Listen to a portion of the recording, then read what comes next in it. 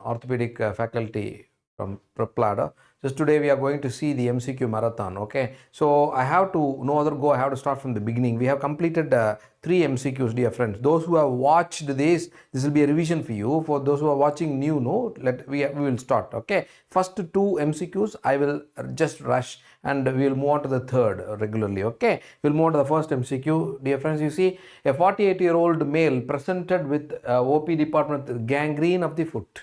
This is a case of gangrene, and he is a diabetic and hypertensive. So this is a case of diabetic gangrene, diabetic foot. This is a case we are dealing with a diabetic foot. His medication, he's on ramipril metformin. Okay, so it doesn't matter, an anti-hypertensive, anti-diabetic. He's a smoker. On examination, the most important part is there is necrosis of the navicular bone, but the talus and calcaneum are normal or unaffected. This is the point. So you have to go ahead with an amputation. What amputation you will do? That's the question. Chopard's amputation, Lisfranc amputation, Pirogov's amputation, Symes amputation. So he is checking as whether we know these 4 amputations. These are all the 4 are amputations of the foot. They are amputations of the foot. Okay, we'll see one by one. So I will tell you. I will tell the answer, then I will explain. Okay, the right answer here is, the question is, navicular bone is gone, it's dead, necrosis. Talus and calcaneum are okay. So you have to do a amputation sparing the talus and calcaneum. So the correct amputation will be Chopard's. The right answer should be Chopard's. Okay, let us see what is Chopard's, what is Lisfranc, what is Pirogov, what is Symes. Okay, very simple. I'll make it simple for you. Chopard's amputation is an amputation. First we'll start with Lisfranc. Lisfranc amputation is an amputation which is done through torso-metatarsal joint. Torso-metatarsal joint. You look at the diagram. This is tibia, this is fibula, this is calcaneum, this is talus, this is navicular cuboid. Bones are there. Okay, so these are the bones. These are the tarsal bones. This is talus, this is calcaneum. This is talus, this is calcaneum. Okay, you see, a Lisfranc's amputation is amputation which is done at the level of these are tarsal bones, these are metatarsal bones. So torso-metatarsal junction. This is an amputation which is done at the level of torso-metatarsal junction. That's called Lisfranc's amputation. So in Lisfranc's amputation, only you are cutting away the metatarsal bones. All the tarsal bones are spared. You can't do a Lisfranc's amputation in that case because there is necrosis of a tarsal bone. Navicular bone is gone. Okay, so you can't spare the tarsal bones. So we are going ahead with what's an amputation called Chopard's. Chopard's amputation is done through talonavicular and calcaneocuboid joints. This is done through a talonavicular and a calcaneocuboid joints. This is Chopard's amputation. This is Chopard's amputation. You see here, this is talus, this is navicular. So through talonavicular, and this is calcaneum, this is cuboid. So talonavicular and calcaneocuboid. At this level, when you do an amputation, that is called Chopard's amputation. That's called Chopard's amputation. Right? And when you just weigh the advantages and disadvantages, almost same for your Lisfranc's and Chopard's. What are the disadvantages of Lisfranc's and Chopard's amputation? See, both the amputations, they sacrifice tibialis anterior tendon, extensors of the toe, then it sacrifices the peroneus muscle. So what happens? This amputation stump, okay, for example, you are doing a Lisfranc's amputation, you are doing at this level. So this is your amputation stump. This is your amputation stump.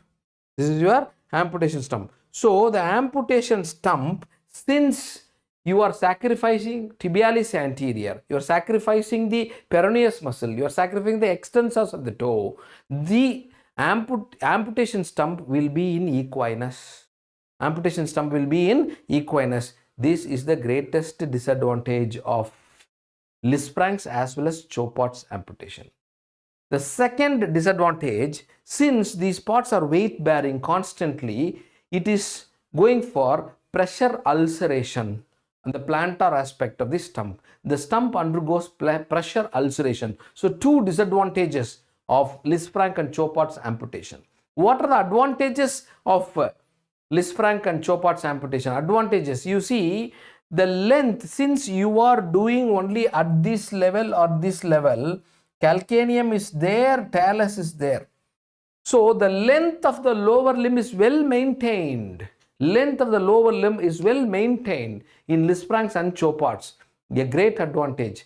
Number two, since calcaneum, the heel is there. In both the amputation, calcaneum is very stable. What happens? They are the end weight bearing. These amputations are end. The amputation can bear the weight. So it's weight bearing, end weight bearing. And length is maintained. So there is no limb length discrepancy. These are the advantages of these two amputations, Lisfrank and Chopard's. Two disadvantages, two advantages. Now you should know what is Pirogov's amputation, what is Syme's amputation. Very simple. You see, it's very simple, dear friends. You see, suppose for example, talus is also gone. In Chopard's amputation, talus is spared, calcaneum is spared. There is a situation, you have to remove the talus also. That amputation, you are removing the talus. You with this, just this tibia, this fibula, you are removing the talus. Only calcaneum is spared. The stump is like this. Only the calcaneum is spared. This amputation is called Pirogov. Okay, this amputation is called Pirogov's amputation. Pirogov's amputation. If you do an amputation at this level, that is lowermost portion of the fibula and the tibia, the whole ankle, everything is amputated. This amputation is called Syme's. This amputation is called Syme's amputation. So 4 amputations, we should be thorough. These are the MCQ questions we can expect in our exam. Okay, what is Pirogov's amputation? Talus is also taken away. So Pirogov's amputation. What is Chopard's amputation, which is done talonavicular, the joint, the talonavicular joint and the calcaneocuboid joint. So talus is there, calcaneum is there. Then it's Chopard's. Lisfrank's amputation done at torso-metatarsal level. So all the tarsal bones are spared. And Syme's amputation, lowermost portion, the whole ankle is taken away. Then it's called Syme's amputation. 4 amputations of foot. Now with this we'll move on to the next question.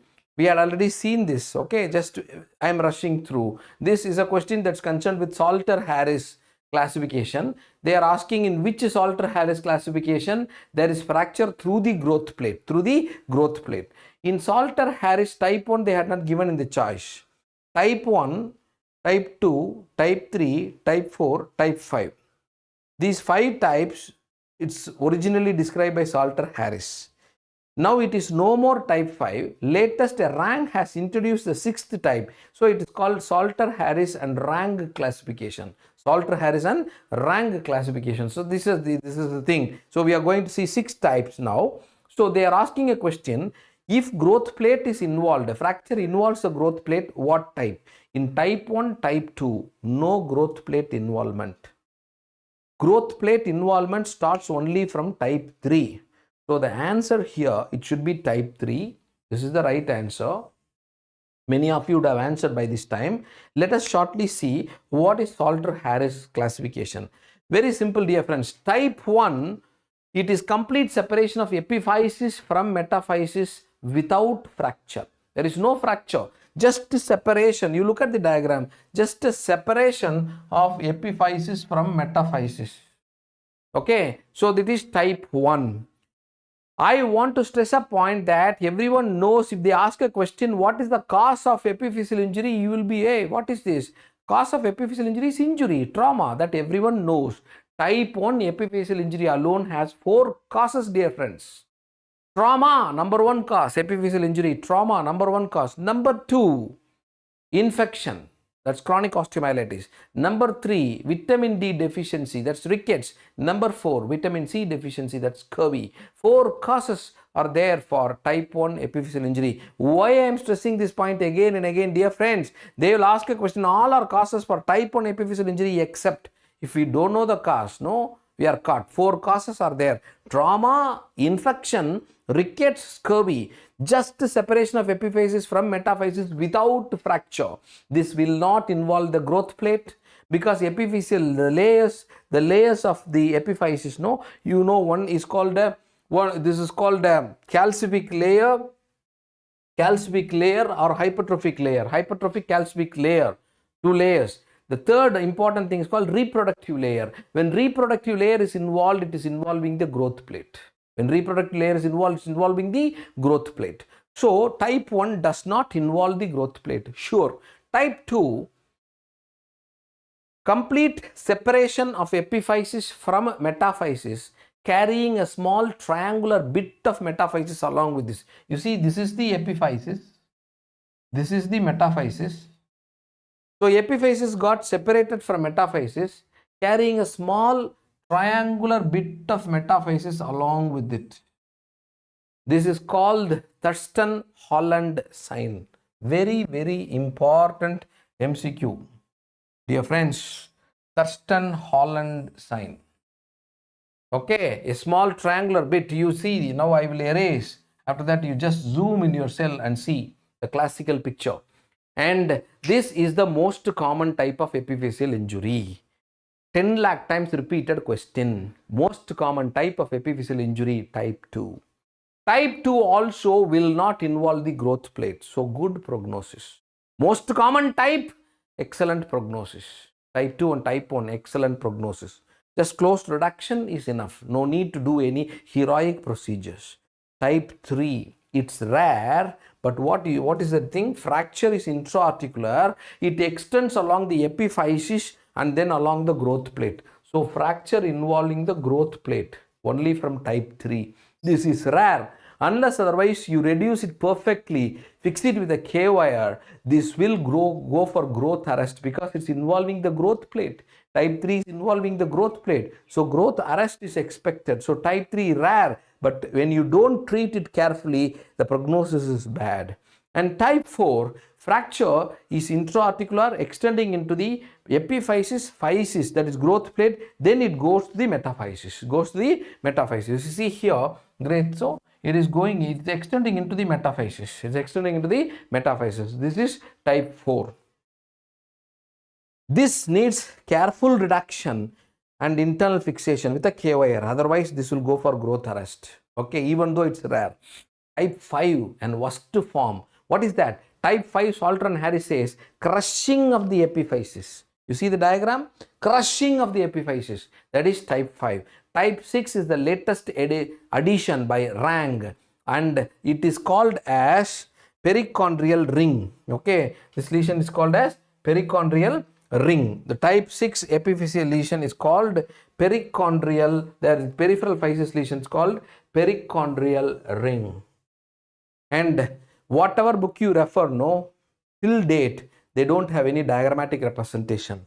So type 6, the point I want to stress, no more type 5, Salter Harris. Now it is 6 types. Type 6, Salter, Harris and Rang classification. This is the latest. If they ask in our MCQ, perichondrial ring is seen in, the answer is epiphyseal injury type 6, Rang classification. Okay, yes. So type 1, type 2, excellent prognosis because it's not involving the growth plate. Closed reduction is enough. Type 3, type 4, growth plate involvement is there. So open reduction, internal fixation with K-wire is essential for a good outcome. Type 5, crushing epiphysis, bad prognosis. Type 6, perichondrial ring, worst prognosis. Okay, yes. Now coming to the third MCQ, a 30-year-old woman presents with localized pain and swelling in her left knee. Knee joint is the site, 30-year female, and imaging study shows a well-defined eccentrically located lesion of distal femur, classically showing a soap bubble appearance. This is the thing, catch. Everyone now this time we know the answer. Soap bubble appearance of the X-ray. Everyone knows the answer. Biopsy of the lesion reveals the presence of giant cells and mononuclear cells. Which of the following is most likely diagnosis of the patient? Obviously the answer is GCT. Giant cell tumor, soap bubble appearance. This is otherwise called osteoclastoma. Osteoclastoma. Okay. So, the closest possible diagnosis for giant cell tumor is aneurysmal bone cyst. The next slide I will tell you how to differentiate aneurysmal bone cyst from osteoclastoma. Okay. Yes. Let us see quickly, because till this X-ray we have already seen. You see this X-ray, that first X-ray shows the classical sun ray appearance. Sun ray appearance. Sun ray appearance means I already told you the mechanism of sun ray, because this is sun ray appearance is classically seen in osteogenic sarcoma. Yes or no? Osteogenic sarcoma classically causes Codman's triangle and sun ray appearance.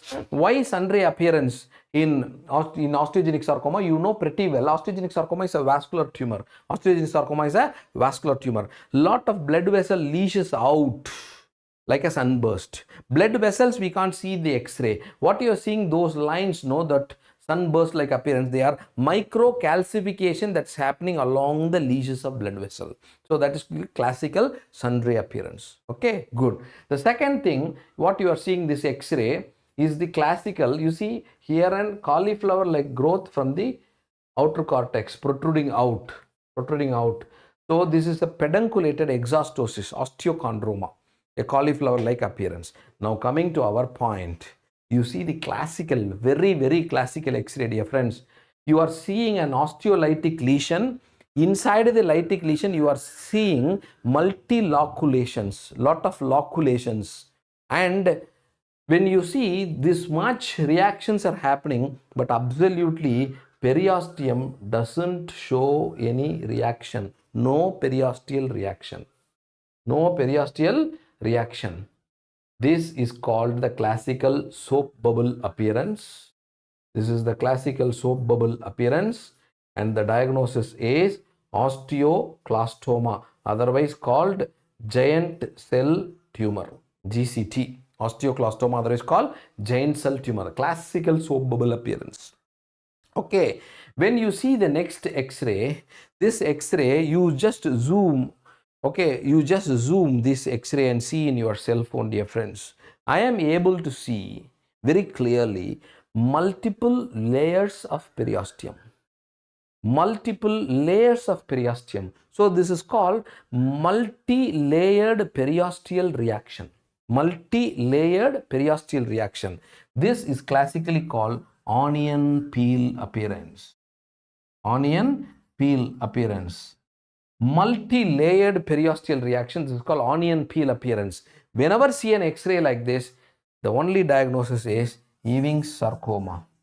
Okay, Ewing's sarcoma. Very simple. Ewing's sarcoma. Another tumor. Look at the last slide. The slide, the X-ray shows both bone forearm, especially the wrist, distal end of radius and ulna. You see a huge, not only huge, dilated lytic lesion in the distal radius. I am able to see a dilated lytic lesion in the distal radius. You see, this is the radius, this is the stem. See how much is the dilatation.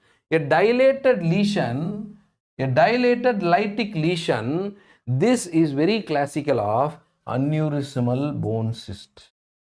Aneurysm means dilatation. Aneurysmal bone cyst.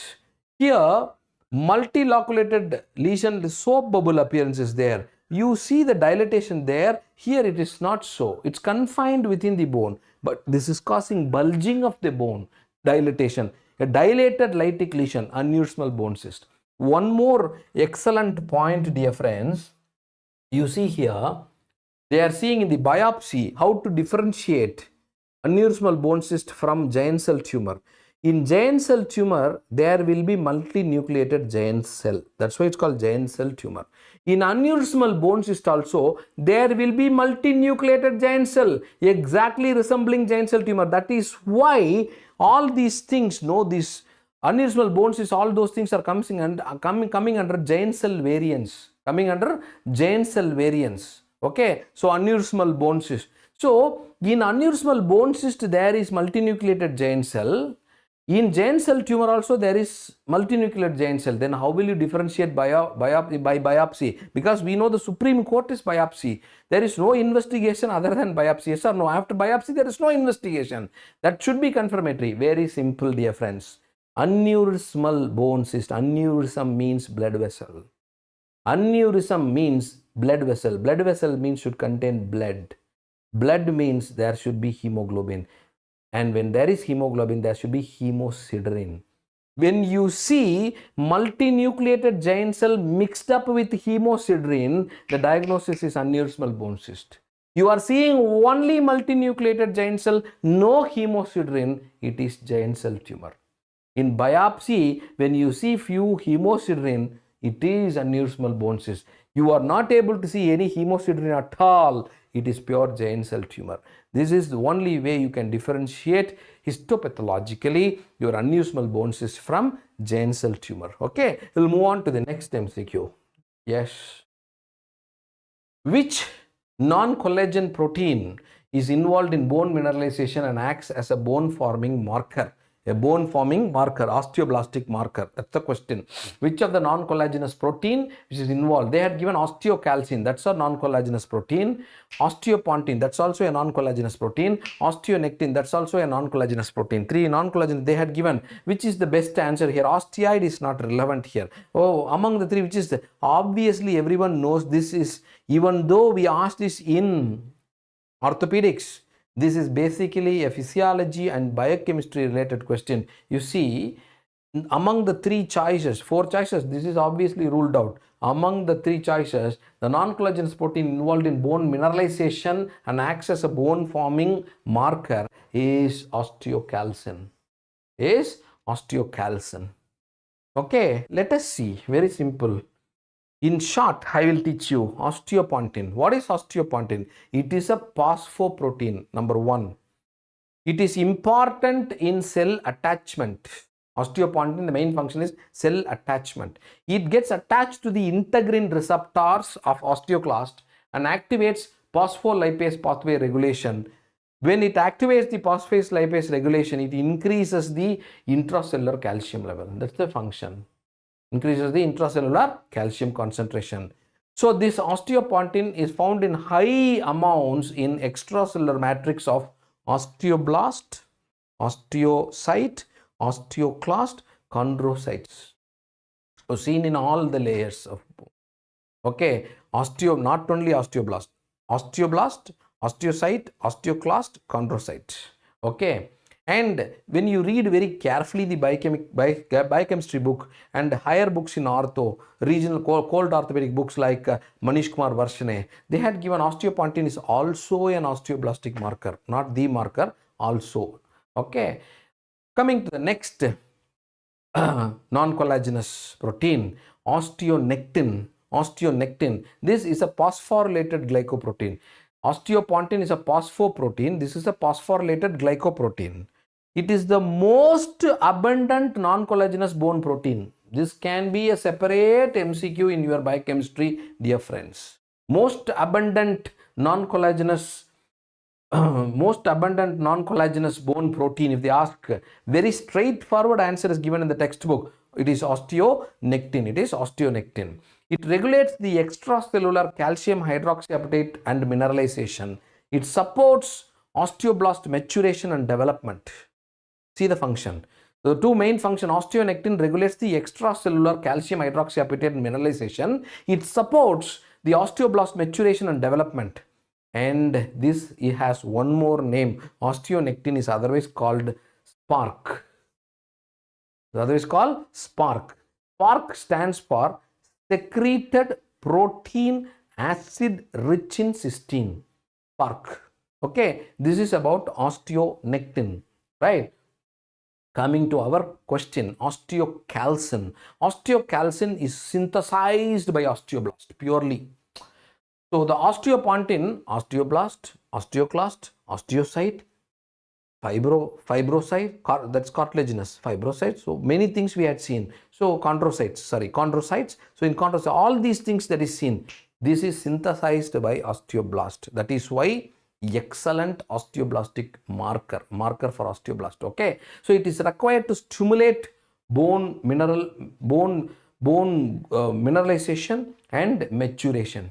So it is involved in both mineralization and maturation of the bone. Apart from alkaline phosphatase, we all know the number one marker for osteoblastic activity, alkaline phosphatase. So apart from alkaline phosphatase, it is a good specific marker for osteoblastic activity, golden line. Okay, dear friends. So we all know that alkaline phosphatase is the number one marker for osteoblastic activity, that we know. Apart from that, equally good osteoblastic marker is our osteocalcin. That is why this question, we can expect this question in physiology, biochemistry, orthopedics. Okay, we'll move on to the next MCQ, dear friends. You see, a 45-year-old patient presents with the history of persistent bone pain in the left tibia. Persistent bone pain in the left tibia for the past several months, many months. The patient reports previous episode of acute osteomyelitis. Okay, and it's going for many months in the same area which were treated with antibiotics previously. On examination, now he is having swelling. Second important thing, discharging sinus and scars over the left tibial region. X-ray imaging shows cortical thickening and irregular bone destruction in affected. What is the most likely? Each and every answer straight forward to your heart is giving you the answer. He was a known case of acute osteomyelitis long back, treated with some antibiotic. Now he is having swelling. The second golden word, discharging sinus. That's all. There is no differential diagnosis, dear friends. This has gone for chronic osteomyelitis. The hallmark of chronic osteomyelitis is discharging sinus. Through the sinus you can get pus. Sometimes you can get a dead bone, that's called sequestrum. Okay, so now I'll show you. This is the classical picture. This is how you're able to see. This is the sinus. Okay, I'll erase and show you that. That's the sinus. See, a small hole like thing, sinus. Define a sinus. Sinus is a blind tract lined by epithelial tissue which connects the outer aspect of the bone to the skin, to the exterior, to the skin. Only through the sinus our pus discharges out. Sometimes a dead bone gets discharged through the sinus, and the patient will say like, chalk-like material is coming out. It is pathognomonic. There is no second differential diagnosis. The patient had gone for chronic osteomyelitis, and that dead bone is called sequestrum. You look at this picture. Sequestrum is pale white in color. When you just take the bone, you scrap the bone with a blade, a 22 blade, just bone. Normally, if it's a living bone, it should give a punctate hemorrhage, and that's called paprika sign. Paprika, this is the spelling. P-A-P-R-I-K-A, paprika sign. Paprika sign should be there if it's a living bone.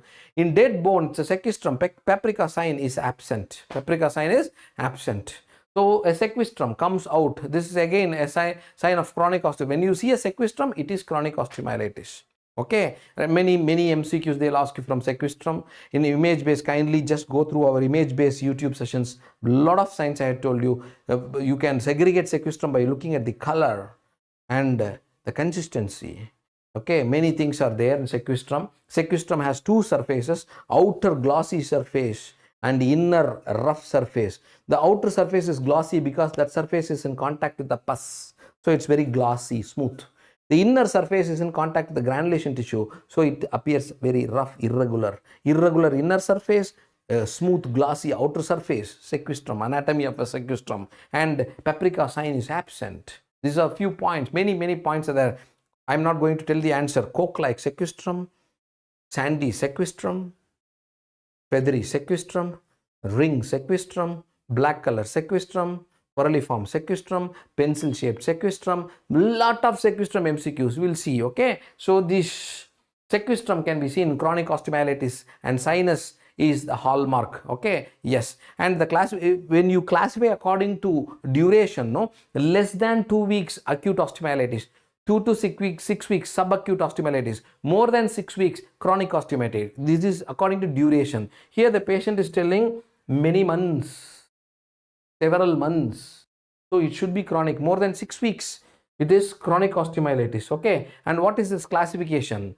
Acute osteomyelitis, subacute osteomyelitis, chronic osteomyelitis. Less than 2 weeks acute, 2 to 4 weeks subacute, more than 2 to 6 weeks subacute, more than 6 weeks chronic. What is this classification? Wald-Vogel. This classification name is called Wald-Vogel classification. Okay, dear friends, if you are a newcomer to our channel, kindly subscribe our channel. If you're a regular visitor, please, if you like the thing, just give a like and share it to your friends. Okay, so all these things are very clearly. Osteomyelitis alone, it's a 1 hour 10 minutes class in our regular recording. You see how many points are there, right? Here, radiology, I'll tell you this alien point. Radiology, this dense, this opaque, this area, this is a sign of sequestrum. This is a sign of sequestrum. You are able to see small hole-like structure. You see the holes, small hole-like structure. Okay, yes or no? This is called cloaca. And the classical radiological sign, I can tell you, apart from I am able to see the bone is irregular, sclerotic. These are normal findings. The classical radiological sign to say that patient is having chronic osteomyelitis is, dear friends, whenever you see a bone, you should see a cortex. In between this area is called medulla.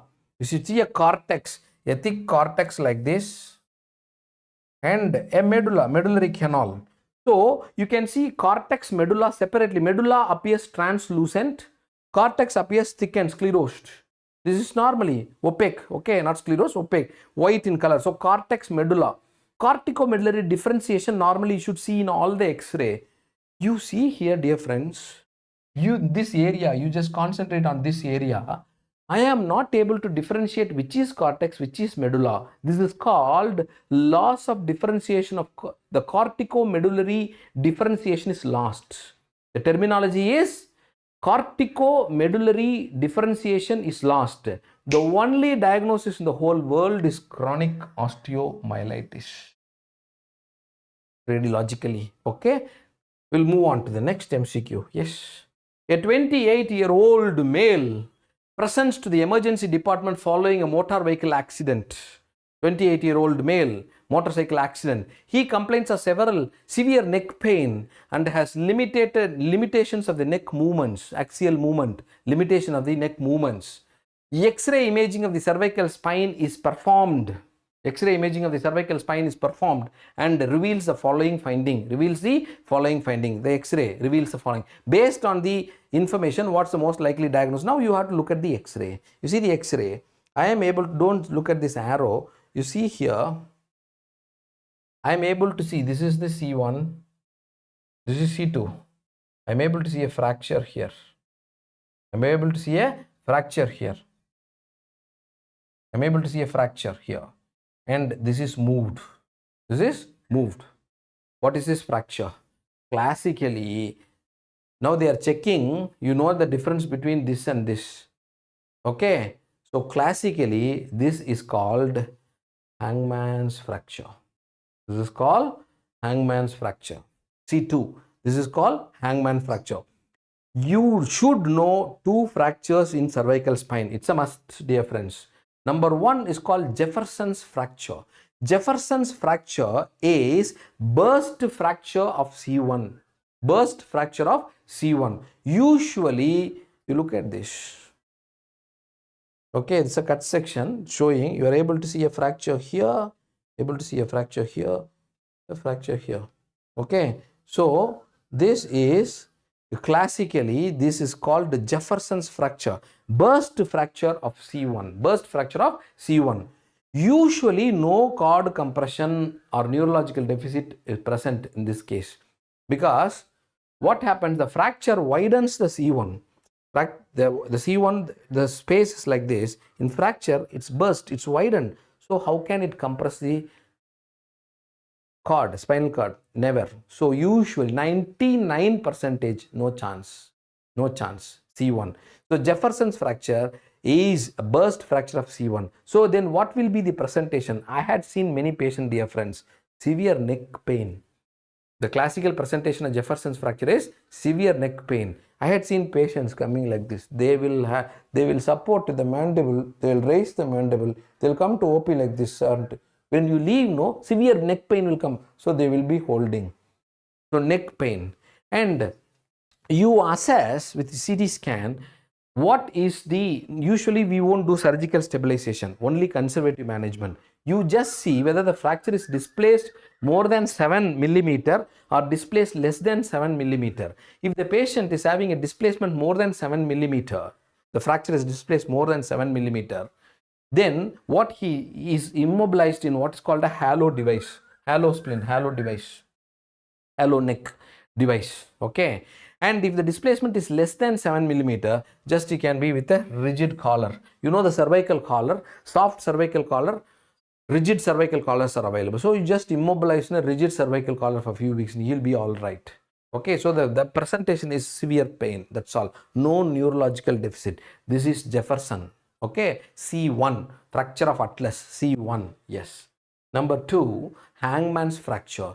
This is a traumatic fracture dislocation. That's why the word traumatic spondylolisthesis. Listhesis means movement of the body of the spine. So it is a traumatic spondylolisthesis of C2. Okay. And the fracture, where is the fracture? Fracture is through pars intra-articularis. What do you mean by pars intra-articularis? A portion of neural arch between superior and inferior articular facet is called interarticularis. Okay, so fracture through that, you see that. So you see here, fracture has happened here. It's unstable fracture.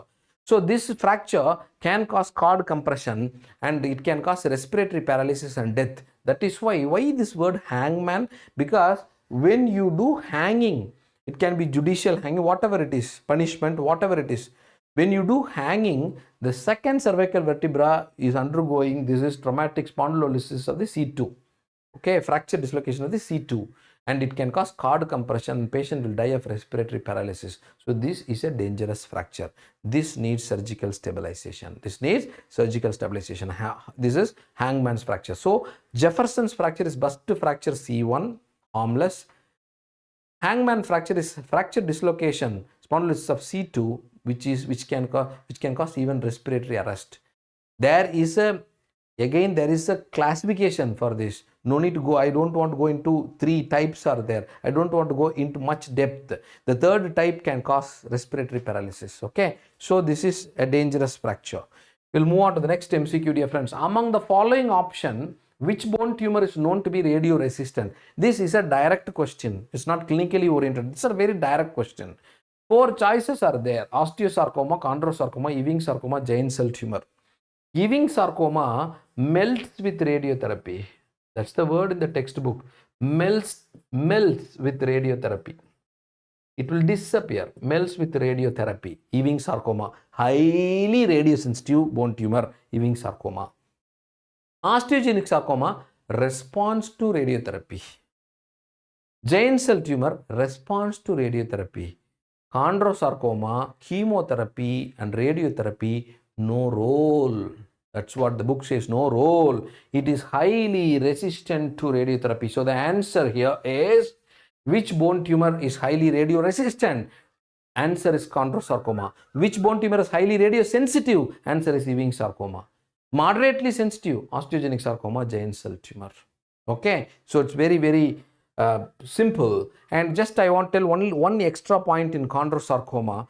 In chondrosarcoma, you know, osteogenic sarcoma, giant cell tumor, these 2 tumors, where it is common, lower end of femur.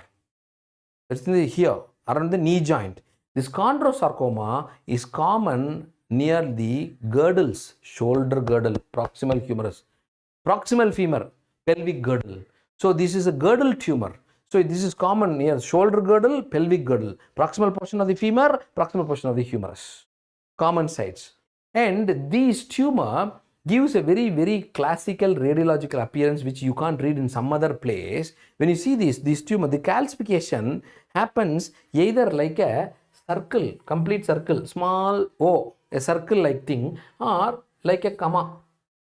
Like a comma. This calcification happens either like a circle or comma. So this calcification, when you see multiples, you see here, you see comma like, round like, comma like, round like. So when you see this multiple calcification, this type of this is pelvic girdle, X-ray of a pelvic girdle, proximal pole of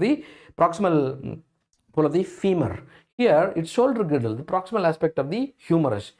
This is very clearly seen here than the humerus, this X-ray. You see here, this calcification is classically, this is called popcorn calcification, like a popcorn. Whenever you come across the word popcorn calcification, comma-shaped calcification, the diagnosis in radiology and in orthopedics, dear friends, it is chondrosarcoma. Okay, chondrosarcoma. Okay, osteogenic sarcoma, sundry appearance, giant cell tumor, soap bubble appearance, Ewing sarcoma, onion peel appearance, chondrosarcoma, popcorn calcification. Popcorn calcification. One more point is there. I don't have an X-ray right now, but you just have this in your mind, dear friends. The second important radiological feature in case of chondrosarcoma is endosteal scalloping, scalloping,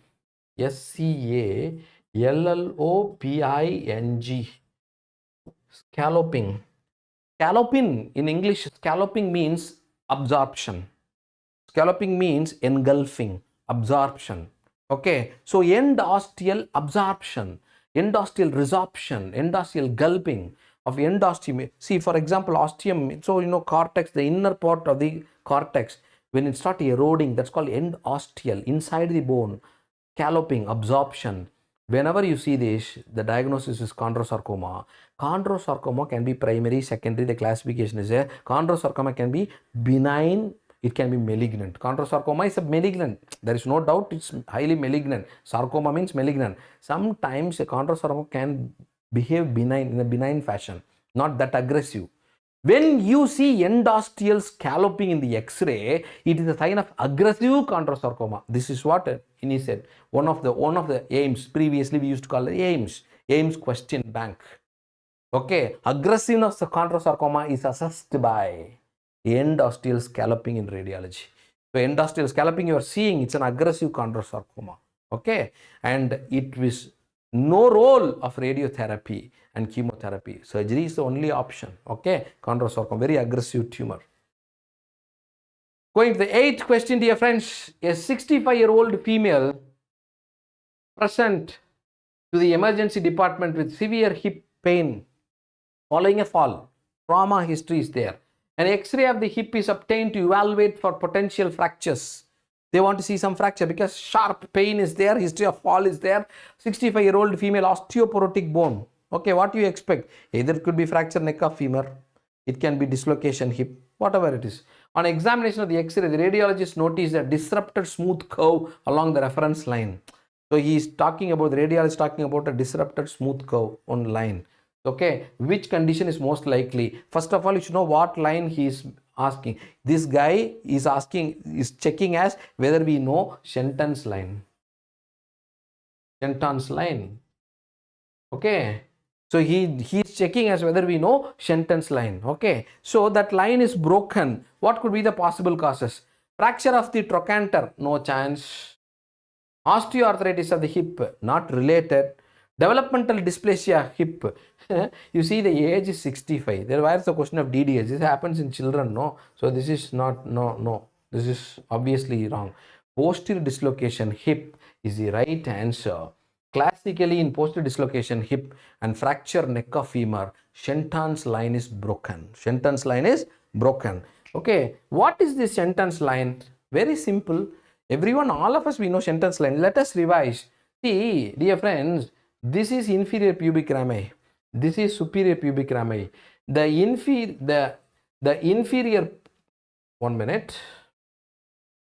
Yeah, the inferior part of the superior pubic ramus, when you draw a curve, it will go and form a smooth curve along the medial border of the neck of the femur. This is the medial. See, this is the lesser trochanter. What you are seeing is the lesser trochanter here, lesser trochanter. So medial border of the neck. This is the medial border of the neck of femur. That is the inferior part of the superior pubic rami. It forms a smooth curve like that, and that line is called Shenton's line. That line is called Shenton's line. You see, this is a classical X-ray of osteoporotic fracture neck of femur. You see the neck? See the neck of femur fracture, head is here somewhere. Yes or no? So gross, obvious fracture neck of femur. Now, you try to draw a Shenton's line here. This is superior pubic rami. This is the inferior portion of superior pubic rami. So, you should have a smooth curve, no? So, you see where totally the curve is damaged, yes or no, disrupted. So, fracture neck of femur is an important cause for breakage of Shenton's line. Now, this is a classical X-ray image of posterior dislocation hip. You see the acetabulum is here, head of femur had gone posteriorly. So, posterior dislocation hip. Now, this is the superior pubic rami. If you draw a circle, how the circle is broken? It is here. So, it should be here, no? So, obviously, Shenton's line is broken. This is what they had asked the question. So, Shenton's line is broken in. In child also, in a child, in developmental dysplasia hip also, Shenton's line is broken. But many times, the head, everything is not formed, an immature skeleton. Okay, here you should know about two lines. One is called Perkins line, another is called Hilger-Reners line. One is called a Perkins line, another is called a Hilger-Reners line. So, what is this? This, you know, normally when you draw this line, head, if it's a normal head, it should be in the lower medial portion. It should be in the lower medial portion. If there is, you look at, this is an developmental dysplasia hip. This is a normal side hip. This is an affected hip. When you draw the Hilger-Reners line and the Perkins line, you see this is very much contained. This is a normal hip. It's very much contained. Here, an abnormal hip, it is not contained within these lines. So, two lines you should know in DDH, okay? It is called Hilger-Renner, another is called Perkins, right? So, Shenton's line can be broken in developmental dysplasia hip, but most of the time, since the head, everything is not formed, it is very, very difficult to draw a line, but obviously. So, I will revise for you. What are the causes for broken Shenton's line? Almost close. The answer is almost close to another question. Where you will get vascular sign of Narath positive. Almost the answers are same.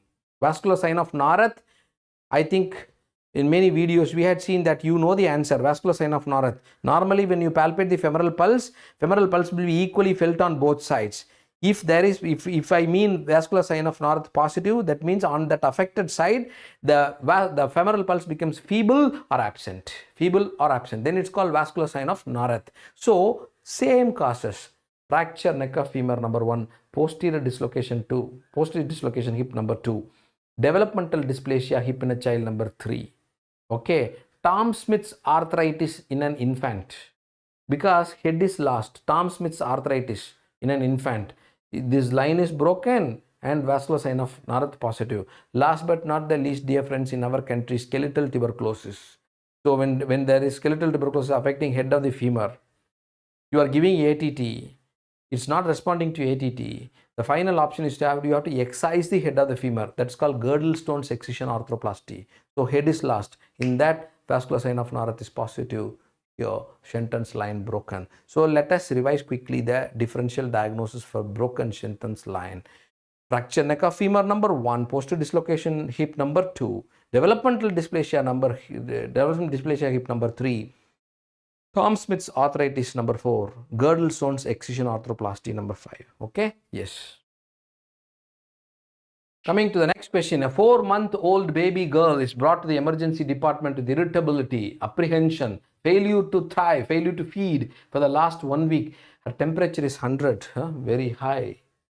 Temperature is 100. Examination reveals the swelling of the left lower extremity. The whole left extremity is mildly swollen and severe pain. passive movement and unwillingness to move was noted. So it is like a pseudo paralysis. It's lying like that. It's not, the baby is not moving. 4-month-old baby is not moving. Which joint is most commonly affected? This is the question. This is the question. So the baby is not moving. One thing is very clear, dear friends. The baby is it's irritable. Baby is having high temperature. Baby is not feeding. The lower limb is swollen, not moving. So definitely this baby is having a disorder, the disease that we know, septic arthritis. Diagnosis, clinical diagnosis is septic arthritis. So he has given one clue. Septic arthritis, he has given one clue, 4 months. That means it's an infant, less than 1 year. It's an infant. The baby is an infant, less than 1 year. So the most common joint that is involved in septic arthritis in an infant is hip joint. And this is called Tom Smith arthritis. Tom Smith's arthritis. This is called Tom Smith's arthritis. This is the answer. Tom Smith's arthritis. Okay. In Tom Smith's arthritis, what are the things you should know? Tom Smith's arthritis, it is an acute septic arthritis of the hip joint in an infant. Number 1. Most common organism, everyone knows, Staphylococcus aureus. Number 2. What happens? Normally, we all know acute osteomyelitis. Acute osteomyelitis happens only in metaphysis. This is the golden teaching.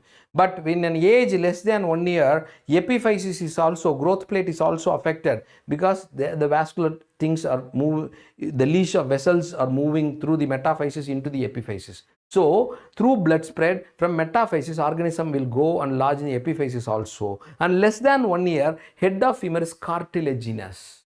It's not bone, it's cartilaginous. So what happens when you don't treat the disease in time, the organism will eat away the cartilaginous head. Totally the head may be, what I can say, it's dissolved. It will eat away, totally dissolved. You see the X-ray. You see the X-ray. This is normal side. You're able to see the head. Here, I am not able to see any head. Totally, the cartilaginous head got destroyed. It's eaten away by the organism. Eroded by the organism. This is called Tom Smith's arthritis, a very dangerous condition. It should be treated in time, otherwise the baby will have a permanent deformity, morbidity. Okay, so you should treat in time. Tom Smith's arthritis. Okay, so Tom Smith's arthritis, the question one peculiar thing they will ask you in Tom Smith's arthritis, since it's involving the epiphysis, head is totally gone. No, end result of Tom Smith's arthritis, any septic arthritis in an adult, for example, if we are developing a septic arthritis of the knee joint, dear friends, what happens? No, end result is bony ankylosis, fixity of the joint. You know, arthritis means fixity of the joint. One peculiar thing, this Tom Smith's arthritis, since head is totally dissolved, only acetabular socket is there, the joint, instead of going for stiffness, will go for a hypermobile joint instead of stiffness. This will mimic, this is the closest possible differential diagnosis for a developmental dysplasia hip. Telescopic test will be positive in Tom Smith's arthritis. Okay, that's the end result. So this question was asked once, dear friends. End result of Tom Smith's arthritis is hypermobile joint, not fixity. Okay, this is the right answer. Yes. We'll move on to the 10th question. A 60-year-old woman presents to the clinic with insidious onset of deep dull aching pain in left hand. Deep dull aching pain in the left hand, involving the distal interphalangeal joint, proximal interphalangeal joint, first carpo-metacarpal joint, worsened by activity, improved with rest. When my hand is going for rest, it's improved. When I do activity, it is worsened. Okay. The patient also complains of joint stiffness in the morning, lasting less than 30 minutes. So he is confusing you. Early morning stiffness means our thing will come, oh, could it be rheumatoid arthritis? Early morning stiffness, American Rheumatoid Association criteria, 1986 criteria says, early morning small joint, hand joint stiffness, lasting less than 30 minutes. So it's not rheumatoid. Less than that. The criteria says more than 1 hour for 6 weeks. More than 1 hour for 6 weeks, then it is rheumatoid. Otherwise, it's not rheumatoid. So that is ruled. There is a sparing of metacarpophalangeal joint and wrist. Which of the following is most likely? So 60-year-old having distal interphalangeal, proximal interphalangeal joint involvement, carpo-metacarpal, first carpo-metacarpal involvement, worsening with activity, relieving with rest. Osteoarthritis. Answer is osteoarthritis. This guy is discussing about your Herberdens nodules and Bouchard's nodule. When you touch these things, yeah, see the nice diagram. This is a swelling which is in the distal interphalangeal joint. This is distal interphalangeal joint is called Herberden. Herbeden. Herberdens nodule. The swelling which is seen in the proximal interphalangeal joint, this is called Bouchard. Okay, Bouchard's nodule. Herbeden nodule, Bouchard nodule. Proximal interphalangeal joint, it is Bouchard nodule. Distal interphalangeal joint is called Herbeden nodule. In rheumatoid hand, other findings, okay, swan neck deformity, crisscross deformity, botanier deformity, Z deformity, piano key hand, many. That is totally different. Okay, yes. A 13-year-old female presents with a painful swelling in her right leg. Painful swelling in a right leg. Imaging reveals a lytic lesion. Already we had finished this already. Onion peel appearance, onion skin periosteal reaction. Biopsy reveals small round blue cells. CD99. What's the most likely? Obviously onion peel. Everyone, you know the answer. It is Ewing's sarcoma. Okay. So Ewing's sarcoma. In osteogenic sarcoma, sunray appearance. Chondrosarcoma, popcorn calcification or comma-shaped calcification, endosteal scalloping. Osteochondroma, it's cauliflower-like outgrowths. Okay. So you see the classical. You are able to see multiple. One layer, second layer, third layer, fourth layer. So okay, you see in a concentrate zoom and see multiple layers of periosteal reaction, exactly looking like an onion peel. When you peel an onion, it will look like that. Exactly the periosteal reaction, multi-layered periosteal reaction. It's called onion peel or onion skin appearance, Ewing's sarcoma. A 1-year-old male child has been brought to the outpatient department. His hand radiograph shows the following feature: cupping, spraying, splaying of ulnar and radial distal metaphysis. Also in metacarpals metaphysis. Which of the following statement is wrong about the lab value? First of all, this X-ray is consistent with a condition called rickets. Vitamin D deficiency. Vitamin D deficiency. So there will be hypocalcemia. This is true. Elevated parathormone, secondary to hypocalcemia, parathormone will rise. That is true. When parathormone rises, there will be phosphaturia, increased excretion of phosphate. So decreased phosphate. That is true. Normal alkaline phosphatase, no. Alkaline phosphatase should be high. It is not normal. In rickets, alkaline phosphatase is very much elevated. For alkaline phosphatase is very much elevated. So that normal alkaline phosphatase is wrong. So this is the child, the 1-year-old child, the diagnosis, it is rickets. It is rickets, probably nutritional rickets. It is a nutritional rickets. So in that only you will have a classical cupping fraying. I will show you the X-ray, dear friends. This is the classical feature of rickets. This is called frontal bossing. Frontal bossing. Okay. Frontal bossing. Hot cross bun skull. Okay. And this is called genu varum. This is called genu valgum. This is called wind swept deformity. This is called wind swept deformity. Wind swept. Okay. So there is widening of the wrist. And I don't know whether it's clear or not. I am able to see this is called what is called rachitic rosary or ricketic rosary, beaded ribs. So the clinical features are frontal bossing, hot cross bun, craniotabes, genu varum, genu valgum, windswept deformity, widening of the wrist, and you have a rachitic rosary. And the chest is called a pigeon chest or a keel chest. Pigeon chest.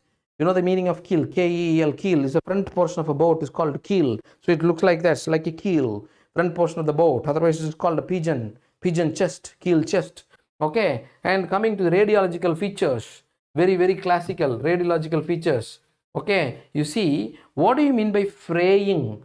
Technical term, what do you mean by fraying? Fraying means irregularity, not smooth. The metaphysis is irregular. That is called fraying. That is called F-R-A-V-O-I, fraying. The same metaphysis, when it's widened, that is called splaying. Splaying means widening of the metaphysis. When the metaphysis becomes deep like this, you see here, it's deep like this. Ulna, you see this is ulna, very deep. This is radius is wide, irregular, deep. When this becomes deep, this is called cupping. Okay. This is the terminology that is framed in the question. Fraying means irregularity of the metaphysis. Splaying means widening of the metaphysis. Cupping means depth of the metaphysis. Metaphysis becomes more depth. You see, here I am able to see a cupping. Here I am seeing a splaying. Very closely when you watch, it's irregular. It's fraying, splaying, and cupping of metaphysis, rickets. Other things very important. The hallmark of rickets is looser zone. Looser zone is otherwise called milkmaid's fracture or milkman's fracture. Stamp aptly uses the word. This is the stamp of osteomalacia. Whenever you see looser zone, just stamp it. The diagnosis is osteomalacia. There is no second differential diagnosis, dear friends. Looser zone. See, I am able to see a stress fracture here. This is called milkmaid's fracture. And this is called looser zone. Looser zone is seen in long bones. Looser bones is in femoral looser zone. So these are the radiological features and some clinical features of rickets. Coming to the next question, a 32-year-old male presented to the emergency department with the complaints of weakness, sensory loss following stab injury to the axilla. Here, weakness, sensory loss. Weakness of flexion of the shoulder, elbow, as well as supination of the elbow. Flexion of elbow is lost. Supination of elbow is lost. More than that, he is having loss of sensation over the lateral aspect of the forearm. Answer is very clear. His musculocutaneous nerve is gone. His musculocutaneous nerve is gone. You know this nerve supply, dear friends. Musculocutaneous nerve comes and supplies coracobrachialis, biceps, and brachialis.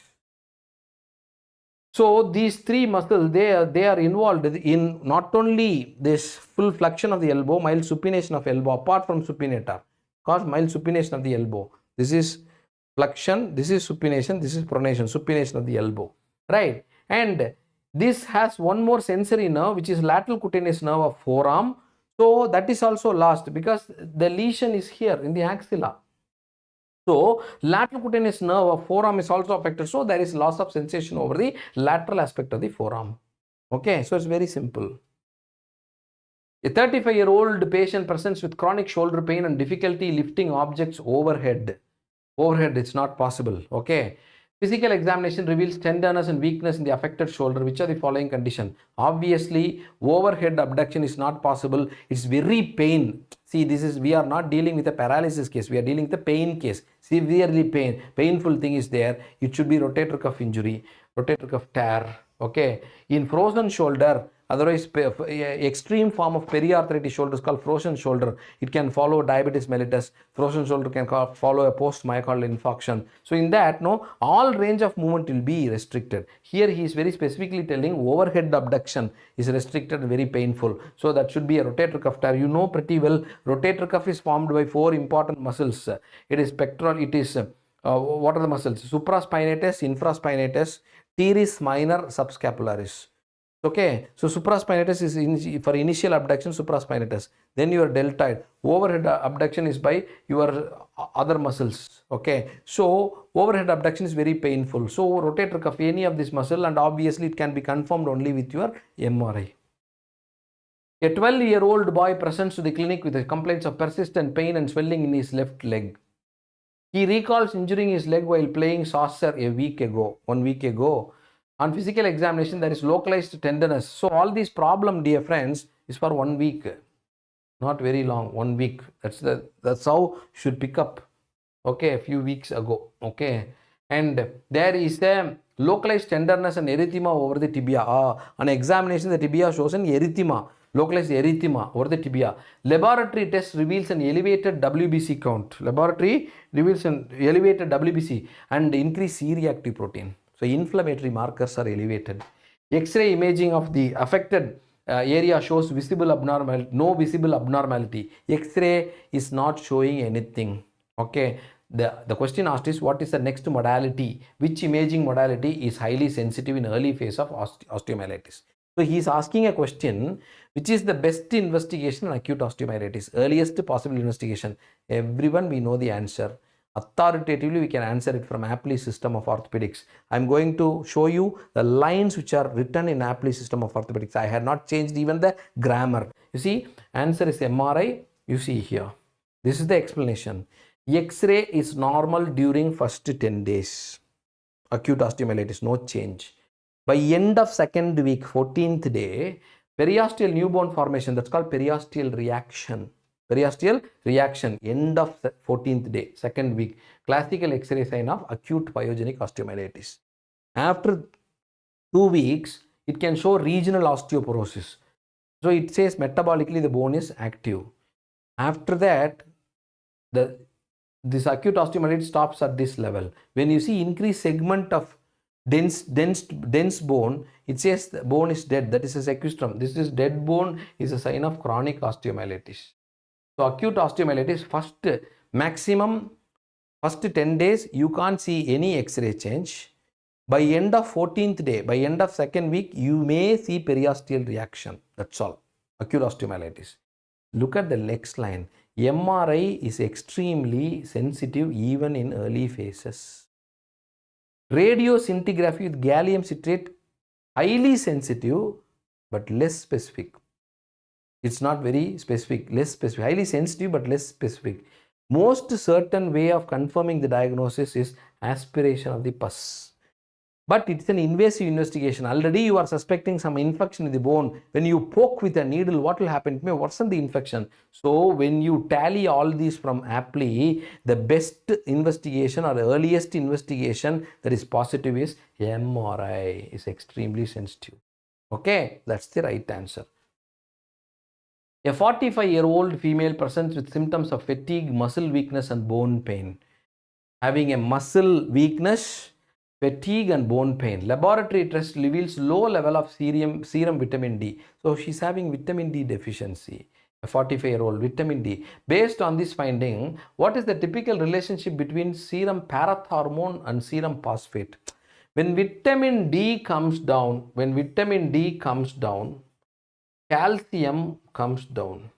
When calcium comes down, it will trigger the parathormone. So parathormone raises. PTH. Parathormone raises.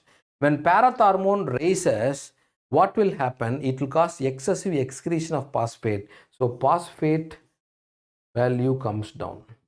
So the right answer should be elevated parathormone, low phosphate. So vitamin D deficiency, it causes hypocalcemia.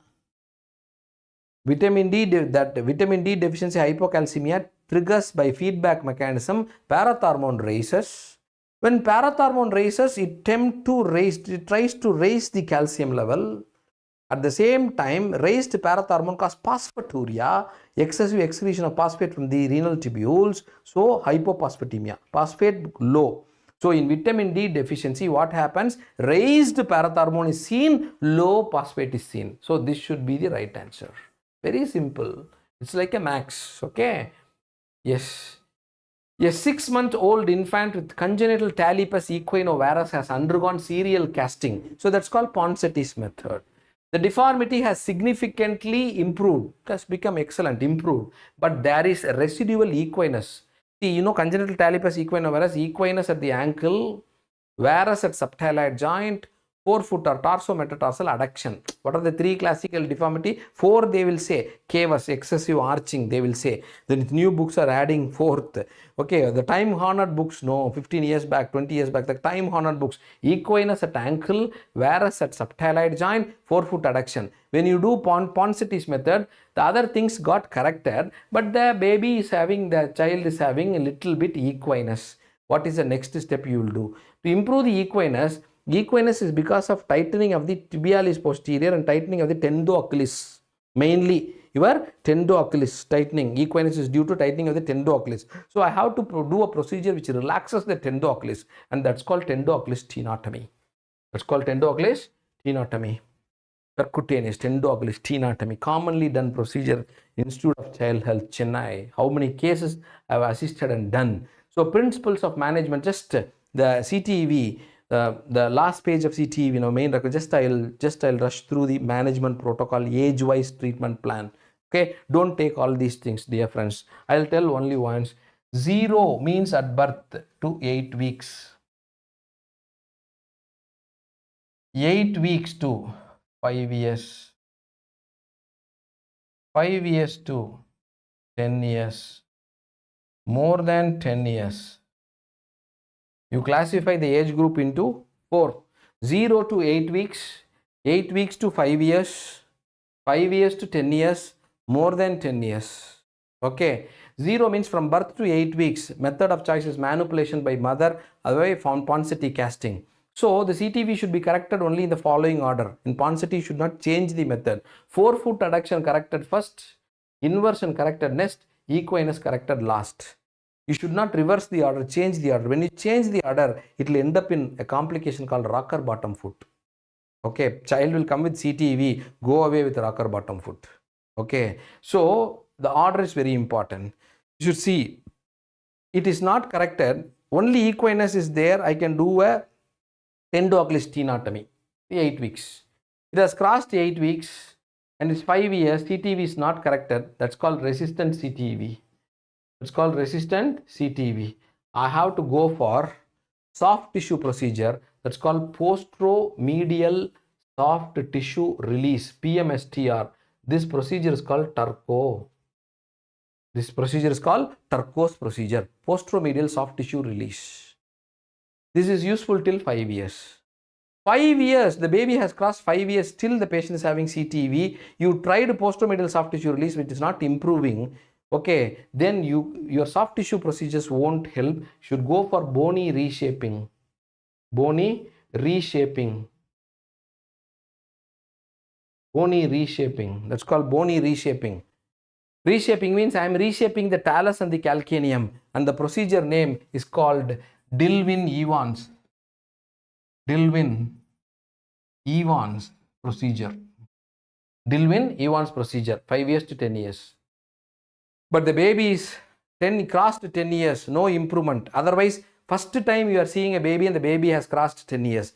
That CTV is called neglected CTV. Neglected CTV. You can't do much. No constructive surgery. You can do only one thing to relieve the pain, and you can give a pain-free stable joint, and that procedure is called triple orthodesis. Triple orthodesis. Orthodesis. Triple means 3 joints are fused. What are the 3 joints that are fused in CTV, in neglected CTV? Okay, it is talonavicular, calcaneocuboid, subtalar. These 3 joints are fused. That's called triple orthodesis. This is why age-wise treatment plan of CTV. Dear friends, I repeat once again, 0 to 8 weeks, Ponseti's method, manipulation by mother and Ponseti's technique. Maximum you can employ a tendoclastenotomy. 8 weeks to 5 years, posteromedial soft tissue release. That's called Turco's procedure. 13 structures are released. Okay, posteromedial soft tissue release. From 5 years to 10 years, you can't do a soft tissue procedure or go for bony reshaping. That's called Dillwyn-Evans procedure. More than 10 years, you can't do anything. That's called neglected CTV, and you can do only one thing. That's called triple orthodesis. Okay, right. This is in short age-wise treatment protocol for CTV. A 65-year-old male presents to the emergency department after sustaining a road traffic accident 15 minutes ago. He complains of severe hip pain. On examination, patient seems to be excruciating pain. Limb movements are painful. An X-ray of the right hip shows a fracture of neck of femur. Which of the following is not a complication of fracture? So straightforward question. Which is not a complication of fracture neck of femur? I will write very simple. Most common complication of fracture neck of femur is non-union. Since there is non-union, blood supply to head of femur is lost, it will go for avascular necrosis. Once it has gone for avascular necrosis, the shape and size of the head is altered. Patient continues to walk. What happens? An altered shape of head of femur rubs against the acetabulum, can cause secondary osteoarthritis. So these 3 things are possible. Malunion is the rarest possible. Okay, the question they are asked, which of the following is not a complication, is asking. So in MCQ, that's why they had written, choose the best answer, not the correct answer, best answer. So among the four, the rarest possible cause is malunion. So this is the right answer. Okay. So most common complication of fractured neck of femur, non-union avascular necrosis. Book says, dear friends, 85%. 85% chances of going for avascular necrosis and non-union. The next common complication, which is not in this list, you should know, thromboembolism. Thromboembolism. Okay. Thromboembolism is a complication. Book says 45% thromboembolic manifestation. You can go for osteoarthritis. Malunion is the rarest possible complication. Okay. We'll move on to the next MCQ.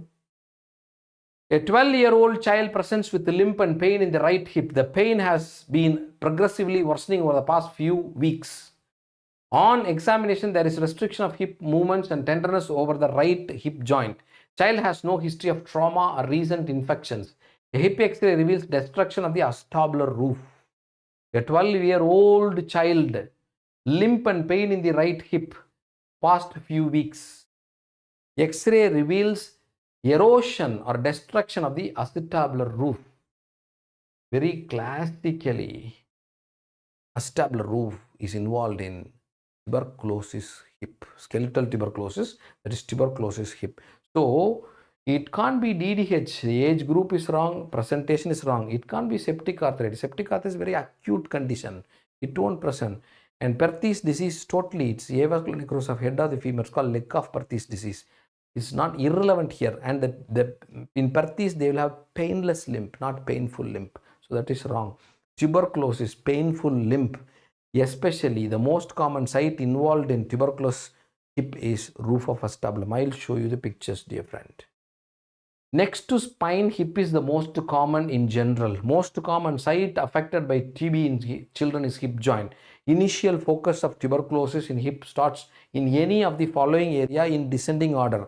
The most common site is, this is acetabular roof, first common site. Second common site is epiphysis of head of the femur. The third common site is metaphysis of the neck of the femur. That is called Babcock's triangle. This is the area. This is the area. Third common site, Babcock's triangle. This triangle is called Babcock's triangle. Then fourth common site is greater trochanter. The last, it can involve the synovial membrane. Okay. So the most common site is acetabular roof.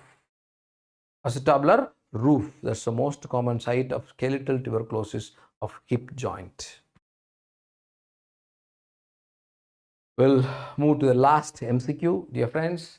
A 35-year-old female presents to the clinic with acute onset right shoulder pain, limited range of movement following a fall. On physical examination, the affected shoulder appears flat. He had given the diagnosis. Shoulder, the normal contour is lost. It is flat. Okay. So, and the acromion process is prominent. There is loss of normal rounded contour of the shoulder. Palpation reveals an empty glenoid fossa. The diagnosis is shoulder dislocation. Obviously, ball and socket type of joint, the ball has come out of the socket. So this is shoulder dislocation. You look at the X-ray, very classically, head is out of the glenoid labrum. Okay, so glenoid cavity, it's out of the glenoid cavity, and this is a shoulder dislocation. And here, if you see the X-ray, dear friends, I want to tell an extra point. Head is superimposing on the glenoid. That means head is lying in front of the glenoid. So this X-ray is a classical X-ray of anterior shoulder dislocation. Anterior shoulder dislocation. I will show you a picture. This, you see, head is there. Glenoid cavity you are able to see, but not very clearly. Head of humerus is superimposing on the glenoid. So this is anterior shoulder dislocation.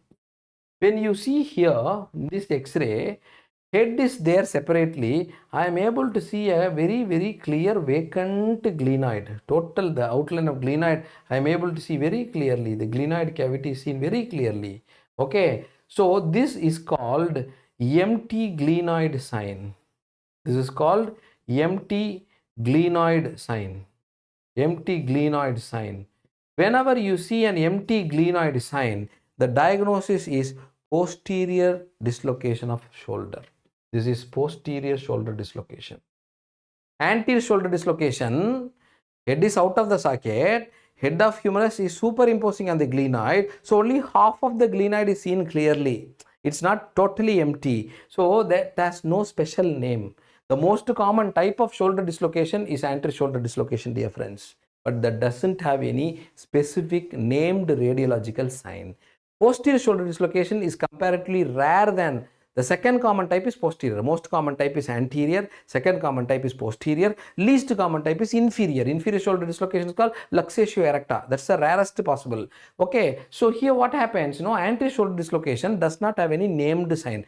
Posterior shoulder dislocation has two named radiological signs, dear friends. One, here it's called empty glenoid sign. Another is called vacant glenoid sign. Number one. Number two, when you see here, this is the glenoid cavity. Head of humerus is exactly like a 40 watts old Philips bulb, filament bulb.